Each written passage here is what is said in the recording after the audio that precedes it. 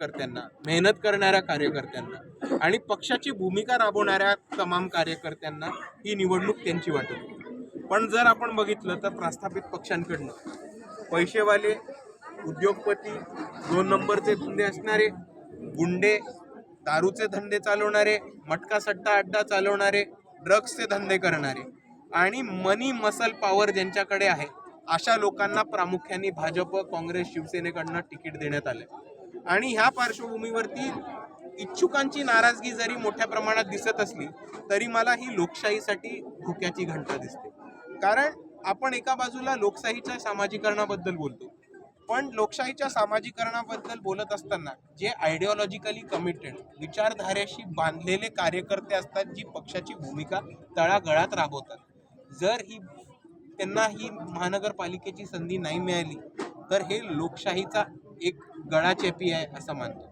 आणि हेच बोलत असताना दुसऱ्या बाजूला मला हे सुद्धा बोलायला आवडेल की आज वंचित बहुजन आघाडीमध्ये मला कम्प्लिटली उलटं चित्र हे दिसतं.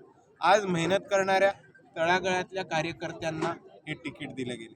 महिला आघाडीच्या पदाधिकारी असतील यांना प्रामुख्याने तिकीट दिले. युवक आघाडी, आज तुम्हाला आकडेवारी सांगतो तर 50% जास्त हे महानगरपालिकेची उमेदवार वंचित बहुजन आघाडीचे 30च्या खालचे म्हणजेच युवक आपल्याला दिसते. त्याचबरोबर ज्या समाजांना इथे प्रतिनिधित्व नव्हतं मिळत, भटके विमुक्त, मायक्रो ओबीसी, आलुतेदार, बलुतेदार, या समाजांना प्रतिनिधित्व देण्याचं काम आणि त्यांना निवडून आणण्याचं काम सुद्धा वंचित बहुजन आघाडीने मागच्या नगरपंचायतीमध्ये केले.